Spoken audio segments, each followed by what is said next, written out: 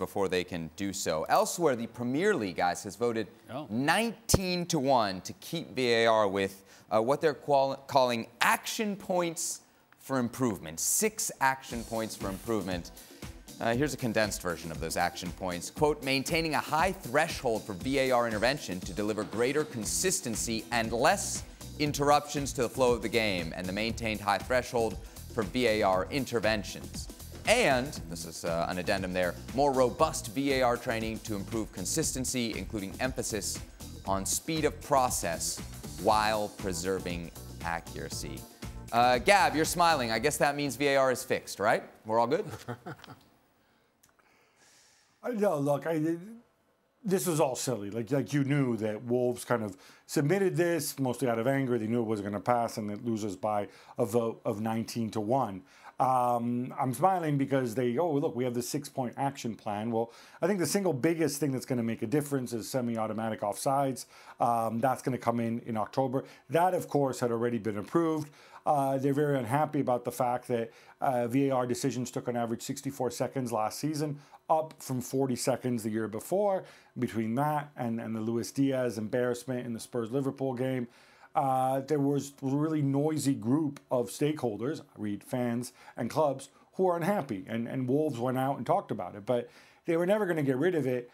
A lot of this stuff is cosmetic. You know, who doesn't want more training and better trained VAR? Who doesn't want VARs who operate quicker without sacrificing accuracy? Sure, everybody wants that. They're gonna have the VAR reviews up on the big screens in the stadiums to help communicate better with the fans. Again, pretty much a no-brainer. They would have done anyway. They're going to have the referees announce that when there's a VAR decision, the referees will announce it to the crowd. Which, again, if they do it like it was at the Women's World Cup, I don't think it's really going to move the needle because, they say stuff like, number 6 wasn't fouled. If there's more explanation, then it could be a different story. But I think the message is pretty clear, though. VAR is here to stay. How can we do this a little bit better? Gab says, guys, it's mostly cosmetic. As you read through the improvements or the proposed improvements, is there anything that seems important? No, aside from as Gab says, the automated offsides. I mean, the only thing with this is, and I'm with Gab fully on Wolves, and they knew that this was a non-starter. It'll be interesting to see if they somehow take some kind of credit for whatever changes there may be. And listen, and while all that action plan looks good in writing, we'll see how it plays out in real time. Because it's really easy to say we'll improve on our transparency and our communications. That, I think, would have come regardless. Does improving on your transparency and communications mean Howard Webb doing his TV show once a week instead of once every 2 weeks? That those things are what I think frustrates fans and stakeholders. That somehow that is kind of put forward as being able to bridge a gap between the feelings of VAR and the frustrations of the fans. Let's see how it really happens, how it's played out, what comes of it in real time, and how it affects the product. Because until we see that, the words are all nice, but are a little bit empty at this point. You just mentioned transparency and the fan experience. I think it does help that, of course, you show the same images that we're seeing at home that you show them in the stadium. And even if it's your team that is the team that somehow committed a foul and wasn't called upon and now became a clear and obvious error, and the referee goes and sees, when you see it on the screen, even if you're a hardcore fan and you see in this big jumbo screen, you go, oh yeah, he did foul them. Yeah, it is a penalty. You may not react like that, but at the very least you're seeing it. And if somebody, not only are you seeing it, but somebody's explaining, hey, your guy, number 19, yeah, he fouled. It's a penalty. I think there is more there, and I think there is a sense of clarity and transparency, which is the initial idea, that I think fans can get behind, even if the call is going against you. So the vote was 19-1. Wolves were kind of on an island there at 1. Mario, if you were in that room and you had a vote, would you have been with the 19 or would you have been with Wolves? Yeah. I didn't like VR, but what it did help is, some of the things that it helped us was, the offside ruling and the over-the-line stuff. Yes, it was great. So I probably will be on the 19. But one of the things is also that it really hurt Wolves, though. During the season, there were a couple of situations that were like, look, when you're not at that size and not at a capability to really mean as much as you would like to mean, people are not quickly going to jump on the back of you. And one of the key things, what I didn't like of VAR is the time wasting, man. It takes too much time. I mean, you're in the stadium and you're celebrating, then you have to sit down again. Or it takes you too long that you got to wait if it's a penalty, not a penalty. Those are the two things, what the duration of the call for me and the person that's sitting behind the desk. Because sometimes I think they don't always pick a football brain to make the decision. Because the decision making from the guys sometimes are guys like, I've been in the room, I've seen the room.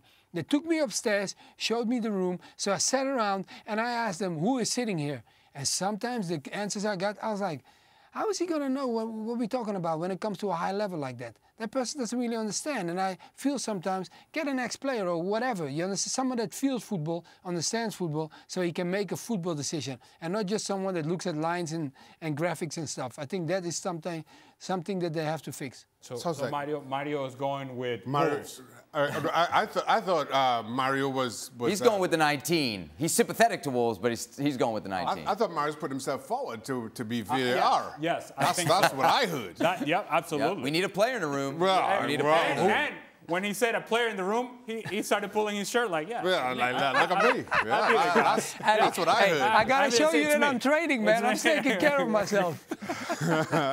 It seems, Gab, like the aim here just generally is kind of fewer interventions. Is that fair, and is that the right way to go about fixing VAR, or at least the complaints that the stakeholders, the fans, as you say, seem to have? So I think this is one of those things where it's something people say, but they don't necessarily mean, because it's easy to say, oh, we want fewer interventions and the high bar, and then immediately, you'll get, every weekend we have decisions where people are like, well, why didn't VAR take a look at that? Why didn't they call for an on-field review? VAR is rubbish as a result, right? So I don't think you're ever going to solve that. I think what people do want is they want speed, as Mario said, and I think semi-automatic offside is going to help with that, because a big part of that average that I cited before, 64 seconds to come to a decision, I think is people drawing lines and deciding kind of who's where based on what. They want accuracy and they want clarity.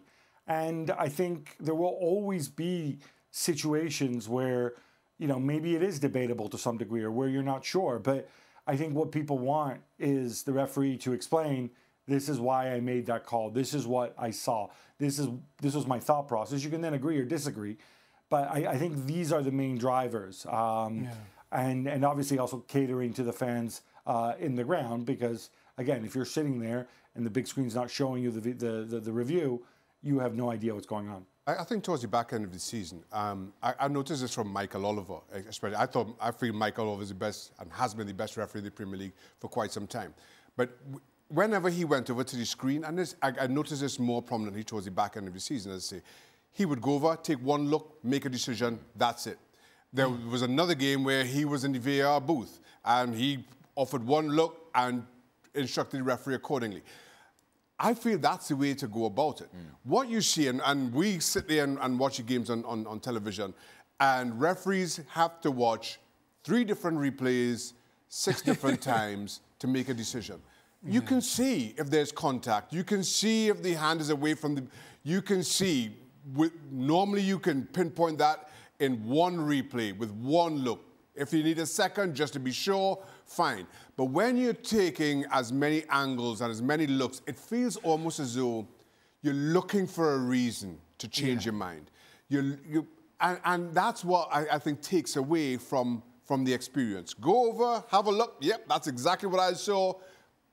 Or certainly miss that, make your call, move on. Let's get on with the game. Okay. Folks might not like it. Michael Oliver fan club. I am. Yes. That's a first here on I've signed up.